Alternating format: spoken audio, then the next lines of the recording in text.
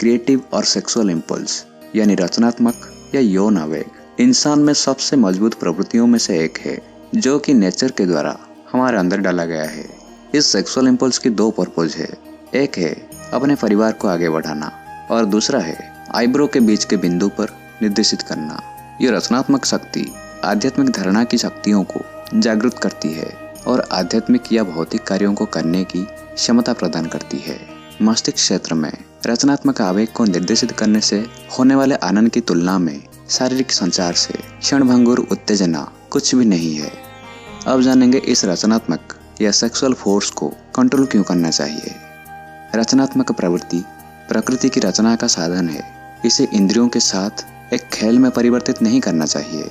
जितना अधिक व्यक्ति यौन में लिप्त होता है, उतनी ही अधिक बुद्धि और जीवन शक्ति यौन स्नायुओं में नीचे की ओर जाती है और आत्मा को यौन तल पर रहने के लिए मजबूर करती है।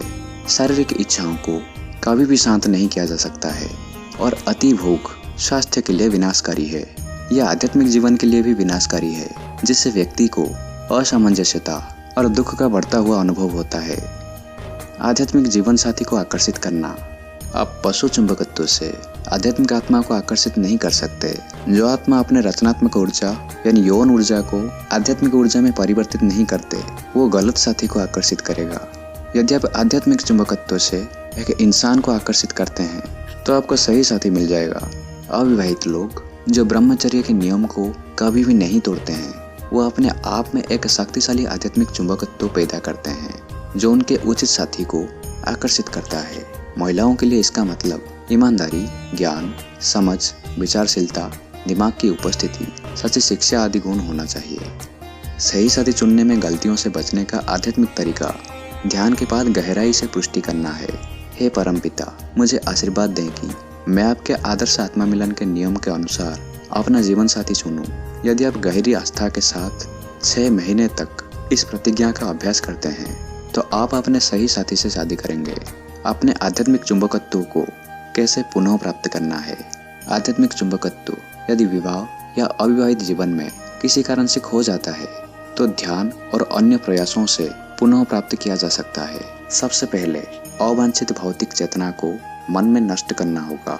अपनी रचनात्मक प्रवृत्ति को अपमानजनक विचारों से ना भरें।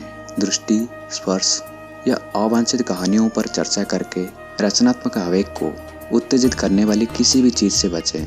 इसके लिए डाइट भी जरूरी है। मांस के बदले अधिक कच्ची सब्जियां, फल, नट्स खाएं। मांस कम खाएं या ना खाना ही बेहतर है। खेल या जोरदार शारीरिक व्यायाम में रचनात्मक ऊर्जा का उपयोग करना बहुत सहायक होता है। रचनात्मक आवेग का संचार करना। यौन उत्तेजना के दौरान यौन आवेगों को प्रसारित करने का सबसे अच्छा तरीका गहरी सांस लेना और छोड़ना है। सांस लेने और छोड़ने से शरीर का सभी हिस्सा, विशेष रूप से यौन क्षेत्र से ऊर्जा खींचकर हम इसे दिल और फेफड़ों में भरते हैं। सांस लेते और छोड़ते समय मन को ये कहते हुए व्यस्त रखना चाहिए, मैं यौन ऊर्जा को आध्यात्मिक ऊर्जा में बदलना चाहता हूँ। मैं इसे आध्यात्मिक ऊर्जा बनाकर ईश्वर की ओर मोड़ना चाहता हूँ। इस प्रतिज्ञा के माध्यम से मस्तिष्क एक आध्यात्मिक चुंबक बन जाता है। हृदय और फेफड़ों में परिवर्तित ऊर्जा को आध्यात्मिक मस्तिष्क खींच लेता है। यौन आवेग के गायब होने के तुरंत बाद व्यक्ति को ध्यान करना चाहिए या पवित्र शास्त्र के एक अंश को पढ़ना चाहिए। कोई रचनात्मक, आविष्कारशील, व्यवसाय या साहित्यिक कार्यों में भी दिमाग लगा सकते हैं। जितना अधिक आप इस तकनीक का अभ्यास करेंगे, उतना ही अधिक आप यौन आवेग को रूपांतरित करेंगे और यौन प्रलोभन पर विजय प्राप्त करेंगे।